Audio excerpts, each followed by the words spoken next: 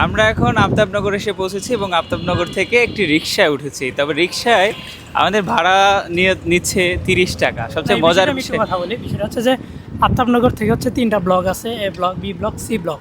এখানে প্রত্যেকটা ব্লকের জন্য 10 টাকা করে ভাড়া। এখানে যার নামে এই নগরটি করা আফতাব, সেই আফতাবটি কিন্তু শহীদ প্রেসিডেন্ট মেজর জিয়াউর রহমানের বন্ধু ছিল। তার ভাই এখন তো আমরা যাচ্ছি হচ্ছে আড্ডার মোড়ে, তাই না? ইয়েস, আফতাবনগরের আড্ডার মোড়, যেখানে বড় বড় হাম্বা পাওয়া যাচ্ছে। একটু আগে যেখানে গেলাম সেখানে তো ফার্ম না, এটা কি কি বলা চলে? ওটা তো ফার্ম বলে না, একটা গরু কোনোভাবে ওখানে আছে, ওটাকে বলা হয় গরুর রেস্ট হাউস। ও হয়তো বা রেস্ট করতেছে। ভাই আমরা যে আফতাবনগরে আসলাম, তোমার বুদ্ধিতে যে আসলাম, এখানে আসার পরে গরুর ফার্ম দেখতে পারবো তো কোথায় বলো? আমরা গরু খুঁজতে এসে আমরাই গরু হয়ে গেছি। ভাই ঢাকার রাস্তার যে জ্যাম, এটা নিয়ে তোমার কোনো অনুভূতি বা অভিব্যক্তি আছে কিনা, বলতে চাও কিনা? ভাই, বাংলাদেশের এই ঢাকা রাজধানীর সবচেয়ে বড় সমস্যা হচ্ছে এই জ্যাম। আর এই জ্যাম হচ্ছে আমাদের অব্যবস্থাপনা এবং পরিকল্পনার ঘাটতি। যে অপরিকল্পিত যে প্রজেক্টগুলো তারা নেয়, এর কারণে হচ্ছে এই জ্যাম অতিরিক্ত হয়। দ্বিতীয় কথা হচ্ছে, এই জ্যাম হওয়ার কারণ হচ্ছে আমাদের দেশে একটা মানুষের জন্য একটা গাড়ি, কিন্তু সেখানে হচ্ছে গাড়ির প্রতুলতা অনেক কমিয়ে আসতে হবে, যার কারণে আমাদের জ্যামটা অতিরিক্ত বৃদ্ধি পায়। এবং বিভিন্ন সময় রাজধানীতে যে গাড়ি চলাচল করার উপযোগী না সেই গাড়ি চলাচল করতেছে, সেখানে তো আপনার জ্যাম হবে। এই অটোরিকশা, মিশুক, মোটরসাইকেল, বাস, প্রাইভেট কার, বিভিন্ন যানবাহন। আচ্ছা, আমি তোমাকে এখানে একটা ইন্টারাপ্ট করি। বিষয়টা হচ্ছে যে আমরা দেখি যে প্রাইভেট কারগুলো আছে সেখানে তারা কিন্তু একটা প্রাইভেট কারে কিন্তু একজনই যাত্রী যায়, আর যে ট্রান্সপোর্ট অর্থাৎ লোকাল যে ট্রান্সপোর্ট অর্থাৎ বাসটা, এখানে কিন্তু প্রায় 40 থেকে 50 জন যায়। এই লোকাল ট্রান্সপোর্ট অর্থাৎ বাসের যদি উন্নয়ন করা যাইতো তাহলে কি জ্যাম একটু কমতো কিনা, নাকি মানুষ তার শৌখিনতার বশবর্তী হয়েই তারা প্রাইভেট কারে চলে যায়? দেখুন, আমরা কেন পিছিয়ে যাচ্ছি, এই যেমন আপনি বললেন, ঠিক এমনিভাবেই কিন্তু অন্যান্য রাষ্ট্রগুলো, যেমন সিঙ্গাপুর বলেন, চায়না বলেন, উত্তর কোরিয়া, দক্ষিণ কোরিয়া, তারা এতটা ডেভেলপ কীভাবে করলো? তারা কিন্তু, যারা হাজার কোটি টাকার মালিক, সেও কিন্তু মেট্রো ইউজ করে অথবা বাস ইউজ করে। যখন আপনি আপনার প্রাইভেট কার থেকে বিরত থাকবেন, আপনি যখন বাসমুখী হবেন এবং এই ট্রান্সপোর্টে যখন বাসকে আধুনিকায়ন করা হবে, তখন সবাই কিন্তু একটা বাসে যাওয়া যাচ্ছে 50 জন। এখন 50 জন যদি 50টা বাস তার প্রাইভেট কার নিয়ে নামে, তাহলে তো রাস্তায় যানজট সৃষ্টি হবে, স্বাভাবিক। তো সেই জায়গা থেকে আমরা বারংবার বলছি আমরা সিঙ্গাপুর হব, মালয়েশিয়া হব, কিন্তু আমরা মালয়েশিয়ার কোনো পদ্ধতি অবলম্বন করব না। আমাদের একটা আলাদা একটা বাঙালির একটা আছে, যে আঞ্চলিক ভাষা যেটা বলা হয় খায়েশ। আমরা খায়েশ পূরণে ব্যস্ত, যার জায়গা থেকে যার যতটুকু সম্বল আছে সেই সম্বল অনুযায়ী সবাই খায়েশ পূরণে ব্যস্ত আমরা, যার কারণে এই সমস্যা থেকে আমরা কোনোদিন হয়তো আমরা কামব্যাক করতে পারবো না যতক্ষণে আমরা এই ধরনের কোনো পলিসিতে আমরা অন্তর্ভুক্তি না হব। আমরা এখন আফতাবনগর এসে পৌঁছেছি এবং আফতাবনগর থেকে একটি রিকশায় উঠেছি। তবে রিকশায় আমাদের ভাড়া নিচ্ছে 30 টাকা। সবচেয়ে মজার বিষয় কথা বলি, বিষয়টা হচ্ছে যে আফতাবনগর থেকে হচ্ছে 3টা ব্লক আছে, A block, B block, C block. এখানে প্রত্যেকটা ব্লকের জন্য 10 টাকা করে ভাড়া। আমরা যেহেতু সি ব্লকে যাব, সে আমার কাছ থেকে 30 টাকা ভাড়া চাচ্ছে আর কি। আমরা 30 টাকা দিয়ে আফতাবনগর থেকে আর গরুর যে ফার্মটা আছে সেখানে আমরা যাচ্ছি। আরো ব্লক আছে A B C D E, কিন্তু সে আমাদের সি ব্লকে নিচ্ছে 30 টাকায়। তার মানে ধরা যায় যে প্রতি ব্লক 10 টাকা করে, তাই তো? সেটাই। এখন বিষয় হচ্ছে যে আমরা যেহেতু আফতাবনগর থেকে রিক্সায় নিচ্ছি, এখানে প্রত্যেকটা ব্লকের জন্য আমাদেরকে গুনতে হবে 10 টাকা করে, ঠিক আছে? আপনারা আসলেও দামাদামি করার দরকার নেই, প্রতি ব্লক প্রতি 10 টাকা করে দিয়ে দিন। মানে যে জায়গায় যান আপনারা, ধরেন ডি ব্লকে যাবেন সেখানে আপনার 40 টাকা ভাড়া দেবেন, বা ই ব্লকে যাবেন সেখানে আপনারা 50 টাকা ভাড়া দেবেন, এর বেশি ভাড়া দেওয়ার দরকার নেই। তবে মিনিমাম ভাড়া এদের হচ্ছে বি ব্লকের বা এ ব্লকে হোক না কিনা সেটা হচ্ছে 20 টাকা ভাড়া। সে ভাই, এখানকার যে রাস্তাঘাটগুলো মোটামুটি কিন্তু ক্লিনই আছে, তাই না? ভাই, আবাসিক এলাকা যেখানে হচ্ছে নিজস্ব তত্ত্বাবধায়ক চলে, সেখানে এরকমই হয়। যেমন দেখো বসুন্ধরা, তারা কোনো সিটি কর্পোরেশনের অন্তর্ভুক্ত না। এরপর হচ্ছে আফতাবনগর, তারা কোনো। আচ্ছা, তুমি এই বিল্ডিংগুলো দেখতেছো কি সুন্দর না, তাই না? সেটাই তো বললাম রে ভাই, আপনি যখন নিজস্ব একটা তত্ত্বাবধায়কে থাকবেন তখন আপনার এটা সুশৃঙ্খল থাকতে বাধ্য, কারণ আপনি তো একটা সোসাইটির ভিতরে আছেন। এটা হচ্ছে আলাদাটা আবাসিক সোসাইটি। এখানকে এই পরিবেশগুলো তোমার দেখে কি মনে হচ্ছে না যে এটা বাংলাদেশে নাই, আমরা হয়তো ইংল্যান্ড, আমেরিকা কোনো দেশে আছি কিনা? হ্যাঁ, আবার আরেকটি মজার বিষয় সেটা তো আছেই, পরিবেশ দেখে তো খুবই মনোমুগ্ধকর। তবে আরেকটা বিষয় আছে, এখানে যার নামে এই নগরটি করা, আফতাব, সেই আফতাব শহীদ প্রেসিডেন্ট মেজর জিয়াউর রহমানের বন্ধু ছিল। তা তা সেই জিয়াউর রহমানের বন্ধু, তিনি এই নগরটা প্রতিষ্ঠিত করেন। আচ্ছা, এরকম নগর যদি ঢাকা বাকি নগরগুলোর মতো হইতো তাহলে কি পরিবেশটা পাল্টিত না? অসাধারণ হতো ভাই, সবাই এসে ঢাকায় এসে শান্তি পেত। ঢাকায় কাঁচা রাস্তা ভাবা যায়, তারপরে ভাঙা রাস্তা, বৃষ্টিতে পানি জমছে, এগুলা রাস্তা। গ্রামের প্ল্যান সূত্র। হ্যাঁ, গ্রামের একটা ফিল পাচ্ছি আর কি, ভাইব পাচ্ছি যে রাস্তাঘাটগুলো কাঁচা কাঁচা, এখানে কনস্ট্রাকশন বিল্ডিং এসবগুলো। সে ভাই, এখন তো আমরা যাচ্ছি হচ্ছে আড্ডার মোড়ে, তাই না? ইয়েস, আফতাবনগরের আড্ডার মোড়, যেখানে বড় বড় হাম্বা পাওয়া যাচ্ছে। যাক, একটু আগে যেখানে গেলাম সেখানে তো ফার্ম না, এটা কি কি বলা চলে? ওটা তো ফার্ম বলে না, একটা গরু কোনোভাবে ওখানে আছে, ওটাকে বলা হয় গরুর রেস্ট হাউস। ও হয়তো বা রেস্ট করতেছে। সেখানে আমরা যা দেখছি যে সেখানে 2 থেকে 3টার মতো গরু আছে, কিন্তু খামার বলা চলে না। হ্যাঁ, ওটাকে খামার বলছি না। আর আমরা যাচ্ছি হচ্ছে একটা খামারে, যেখানে আমরা অনেকগুলা গরু দেখাইতে পারবো, বড় বড় হাম্বা পাওয়া যায়। যেখানে ডোনাল্ড ট্রাম্প থেকে শুরু করে পুতিন থেকে শুরু করে সবাইকে দেখাইতে পারবো। সেখানে আমরা যাচ্ছি, সেখানে আমরা যাব। চোখ রাখুন আমাদের সাথে। এই জি ভাই, তুমি যে বললা যে বড় বড় ফার্ম আছে, এটা কি তোমার বড় ফার্ম নাকি? এই যে দেখেন, এক পাশ দিয়ে ঢুকবেন, এক পাশ থেকে বের হয়ে যাবেন, এটি তো বড়। কতগুলো, 1টা 2টো 3টে 4টা 5টা 6টা 7টা 8টা 9টা 10টা 11টা 12টা 13টা, ওই 19টা 20টা, অনেকগুলো ফার্ম। এরপর আর চান কি? ঢাকা শহরের ভিতরে এতগুলো ফার্ম, এটা অবিশ্বাস্য। আপনি একটু দেখেন, ভালোভাবে তাকান, ও চশমা খুলে দেখেন, অসাধারণ। আচ্ছা সি ভাই, আমরা যেখানে আসছি এটা কি তোমার কাছে মনে হয় কখনো যে এটা একটা ফার্ম? হ্যাঁ, তো তুমি না না না, তুমি এদিকে দেখো, তুমি আমার পিছনে যেগুলা মানে দেখতেছো, এগুলো তো এক একটা ফার্ম নেই। এগুলো আমরা যখন গ্রামে থাকতাম, যে গৃহস্থের যে একটা গরুর গোয়াল ছিল, এক একটা গোয়াল। আর তুমি এখানে আমাকে নিয়ে এসেছো যে এখানে একটা ফার্ম আছে। ভাই চলে আসেন। তবে সি ভাই, আমি যদি তোমাকে বলি যে এখানকার পরিবেশটা কিন্তু অমায়িক একটা পরিবেশ। তুমি যদি দেখো যে এখানে একটা কিন্তু একটা পুকুরের মতো পরিবেশ আছে, পিছনে কিন্তু একটা কি বলে এটাকে, গরুর গোয়াল। হ্যাঁ, সেই গরুর গোয়াল কিন্তু আছে। আর পিছনে যদি আবার দেখো যে বড় বড় যে বিল্ডিংগুলো, সেগুলোও কিন্তু আছে, এই যে বড় বড় বিল্ডিং, ঠিক আছে, এক একটা বিল্ডিং বড় বড়। তবে এখানে বিষয় হচ্ছে যে এখন আমরা কোন গরুগুলো দেখাবো, কি দেখাবো না দেখাবো, তো সব কিছু দেখাবো। তবে এই চোখ রাখুন আমাদের এই ভিডিওতে। বন্ধুরা, অনেকক্ষণ আসার পরে আমরা যে জিনিসটা দেখছি যে এখানে কোনো গরুর কোনো ফার্ম পাচ্ছি না। তবে যে ছোটো ছোটো যে গরুর যে গোয়ালগুলো, সেটি কিন্তু আমরা দেখতেছি। তবে এখানে এসে যে পরিবেশগুলো দেখছি সেটি কিন্তু অনেক সুন্দর, ওয়াও একটা পরিবেশ। দেখেন পিছনে কিন্তু দেখতেই পাচ্ছেন যে পিছনে বড় বড় বিল্ডিং আছে। আর আমি যদি আপনাদেরকে আরেকটু দেখাই যে পিছনে, আমার পিছনে, সেটা হচ্ছে বড় একটা বিল না ঠিক, বড় একটা পুকুর। তো ঢাকার প্রেক্ষাপটে সেটা একটা বিল ধরাই চলে, ঠিক আছে। এখন আমরা দেখব যে কোথায় বড় বড় গরু পাওয়া যায়, সেগুলো আমরা একটু দেখার চেষ্টা করব। বন্ধুরা, এই যে এখানে একটা যে নৌকা দেখতে পাচ্ছেন, সেখানে আমরা একটু যাব, ঠিক আছে। মানে ঢাকায় এসে যে গ্রামের যে একটা ফিল পাচ্ছি, সেটাতে অনেক মানে বেশি। এখানে যে ছোটো ছোটো বাচ্চারা গোসল করতেছে, আর আমরা নৌকাতে উঠবো। সে ভাই, নৌকা কিন্তু ভাঙ্গা, বুঝছো? এখানে বুঝছো, নৌকা কিন্তু ভাঙ্গা নৌকা, ঠিক আছে। এখন বিষয় হইতেছে যে গরু তো পাইলামই না,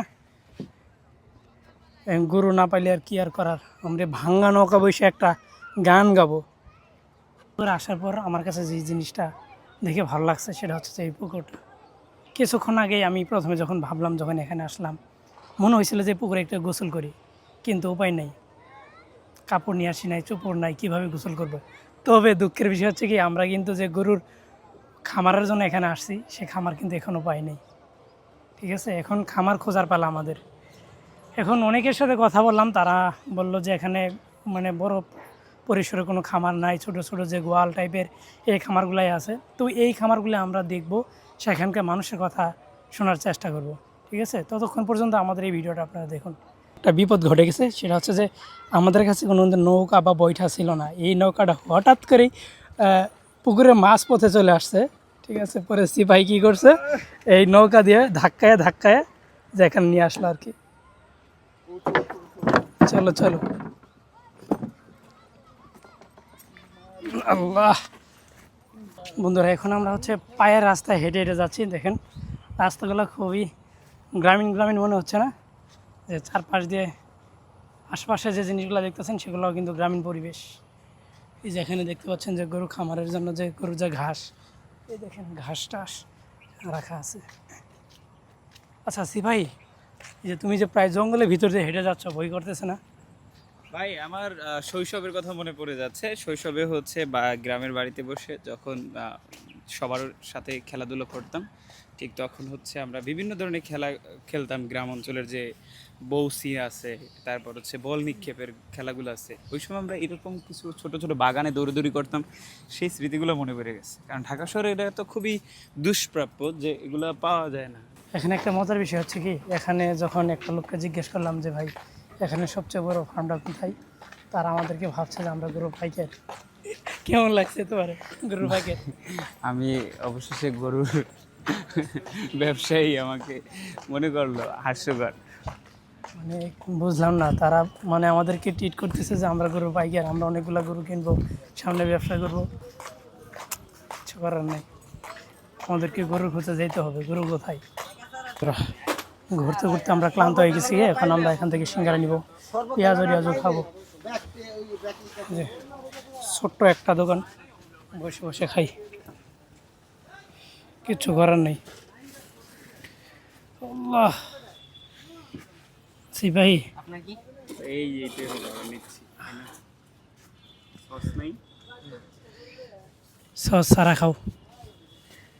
ঘুরতে ঘুরতে আমরা ক্লান্ত, প্রায় 2 ঘন্টা থেকে আমরা পুরো ফার্ম খুঁজতেছি। অবশেষে ক্লান্ত ক্ষুধার্ত একটা সপরি মানে টং দোকানে আসলাম সিঙ্গারা খাওয়ার জন্য। এই যে সিঙ্গারা, খুব ক্ষুধা লাগছে আমাদেরকে। এখন বিষয় হচ্ছে কি, এই সিঙ্গারাগুলো কেমন লাগবে, খেতে কেমন, একটু খাই দেখি নাকি। আচ্ছা দাঁড়াও দাঁড়াও, সেই স্বাদ, গরম। বন্ধুরা এটা হচ্ছে আফতাবনগরের কাঁচা বাজার। এখানে সব কিছুই পরিকল্পিতভাবে তারা এখানে রেখেছে, কারণ নগরীটা খুবই পরিকল্পিত একটা নগরী, পরিষ্কার ক্লিন গ্রিন সিটি যেটাকে বলা হয়, এটা হচ্ছে আফতাবনগর। আপনারা যারা আছেন, যারা ঢাকায় থাকেন মূলত, তারা চাইলে রিফ্রেশমেন্টের জন্য এই আফতাবনগর আসতে পারেন।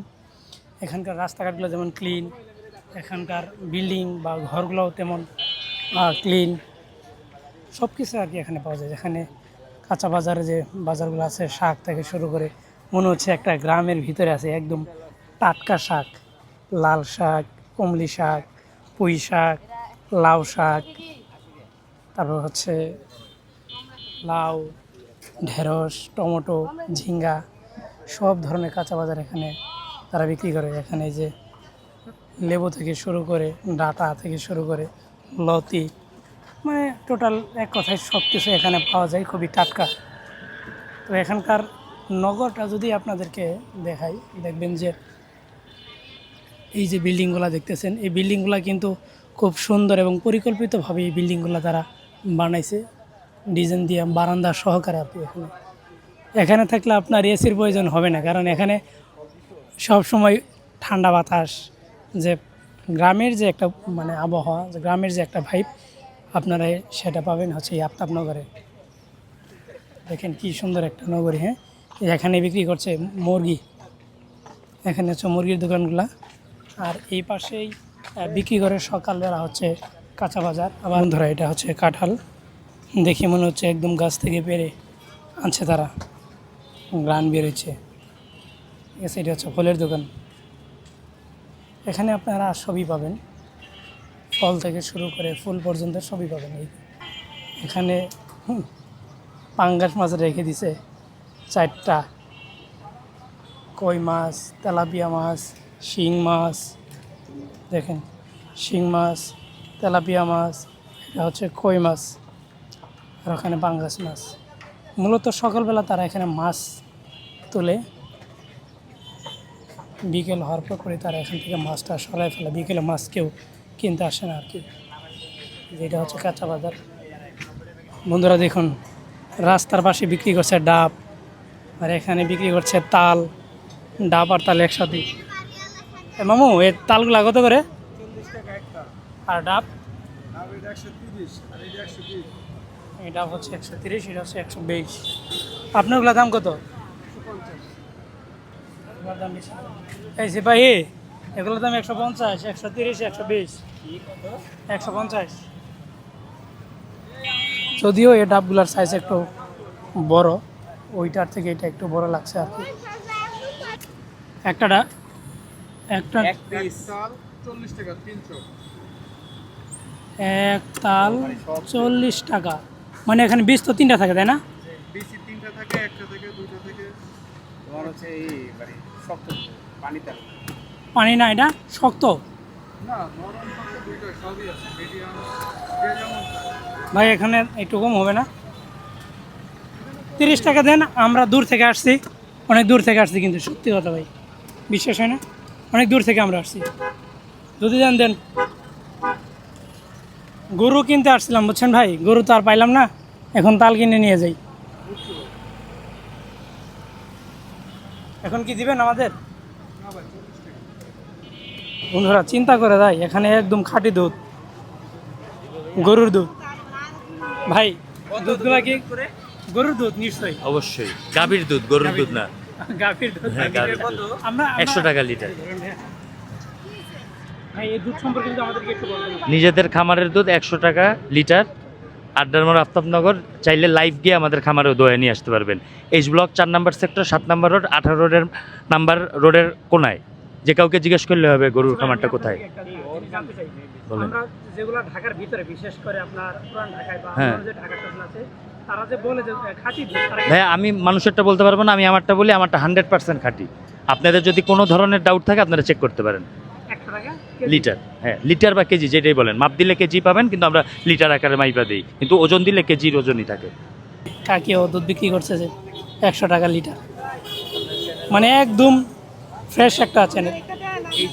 শুনেন আমি আপনাকে বলি, আমরা 30 টাকা দিয়ে ওই মাথায় গেছিলাম, আর আপনার এইটুক, ঠিক আছে? বাসে 20 টাকা নেয়, আমরা বাসে কয় টাকা নেয়? 20 টাকা নেয়। যে আমরা 400 টাকা গাড়ি ভাড়া দিয়ে আর আমাকে রিজিকের চিন্তা করতে হয়। 400 টাকা মালিকের জমা দিয়া, হ্যাঁ আমরা এরপরে রোডও 200 টাকা খরচ, 600 টাকা। এরপরে রিজিকের চিন্তা করতে 500 600 টাকা 300 টাকা কামাই করে বাসায় নেই। যদি 1000 টাকা কামাই করি মাজনের হইলো 400, আমার ধরেন রোডও 200 খরচ আছে 600, 400 থাকে। 400 থাকলে বাসায় নিলে ধরেন চাল ভাত কিন্তু ইটার থাকে ডেলি। আচ্ছা আপনারা তো আপনার থাকেন এখানে, রিক্সার কত টাকা ইনকাম হয় আপনাদের সারাদিনে? যে সারাদিনে ব্যান পর্যন্ত সন্ধ্যা ধরেন রাতের 8টা, দিনের 7টা পর্যন্ত, রাতের 10টা 11টা পর্যন্ত চালাই। আমাকে 1000 1100। এটা কি আপনার মালিককে দেওয়ার পরে থাকে নাকি? না, মালিক সহ একসাথে এটা জরিপ দেই, যাওয়ার পরে টাকাটা ভাগ করে মালিকের দেই 400। আর আপনার মানে আপনার থাকে যে 500 600 টাকা থাকে। 400 500, কোনোদিন 600, কোনোদিন 700, এই মিলে থাকে।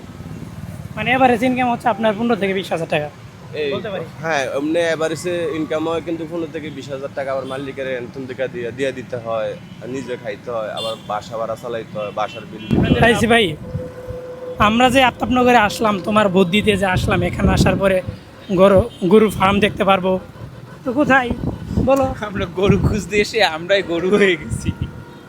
বিষয়টা হচ্ছে কেমন, যে আমরা গরু খুঁজতে আসছি, এখানে আমরা নিজেরাই গরু। কারণ আমাদের আসলে পূর্ব কোনো তথ্য ছিল না, যার কারণে আমরা মানে হরহামেশাই চলে আসছি, বাট আমাদের কাছে ওইরকম কোনো ইনফরমেশন ছিল না যে কোন জায়গাটা, কোন লোকেশনে একটা ভালো ফার্ম আছে, বড় ফার্ম আছে। এগুলো না জেনে আমরা মানে পরিস্থিতি সিদ্ধান্ত তৈরি করে নিয়েছি আমরা। ফেলছি, সিদ্ধান্ত নিয়েছি, যার কারণে এসে আমরা নবরঙ্গট হওয়া। আচ্ছা এখন বিষয় হচ্ছে যে আফতাবনগরে আমরা আসলাম, আসার পরে যে এখানকার যে পরিবেশটা দেখলাম, এটা দেখে তোমার কেমন লাগছে এটা বলো। ভাই সবচেয়ে অমায়িক একটা পরিবেশ পেয়েছি শেষ প্রান্তে, যে আড্ডার মোড় এসে এত সুন্দর একটা পরিবেশ, যেখানে কোনো কোলাহল নেই, কোনো যানবাহনের বিকট শব্দ নেই, নিরিবিলি বসা যায়, একটা ঝিল আছে, অনেক রিফ্রেশমেন্ট হওয়া যায়, একেবারে মনোমুগ্ধকর একটা পরিবেশ। আচ্ছা আপনারা যারা ঢাকা শহরে থাকেন তারা অনেক সময় ক্লান্ত অনুভব করেন, তার থেকে যদি আপনারা এখানে রিফ্রেশমেন্টের জন্য চাইলে আসতেই পারেন। এটা ঢাকার একদমই কাছে আফতাবনগর, সেখানে আসলে আপনারা গরুর যে খাঁটি যে দুধ সেটি আপনারা পাবেন আর কি। কিন্তু ভাই 100 টাকা লিটার ভাবা যায়? ঠিকই তো আছে, তুমি চিন্তা করো, আমরা ঢাকা শহরে যে দুধটা খাই, সে দুধটা তো তোমার হচ্ছে কৃত্রিম ভাবে তারা বানায় সে দুধ আমরা খাই। আর এটা হচ্ছে তোমার একদম একেবারে অর্গানিক। অর্গানিক দুধ, ঠিক আছে, সেক্ষেত্রে তো সমস্যা নাই। তবে তালের বিচি খেতে কি হতাশ, হ্যাঁ 3টা তালের বিচি হতেও পারে, 3টা 2টাও হতে পারে, কিন্তু 40 টাকা 30 টাকা বলছিলাম, হ্যাঁ, দেয় নাই, খাই নাই।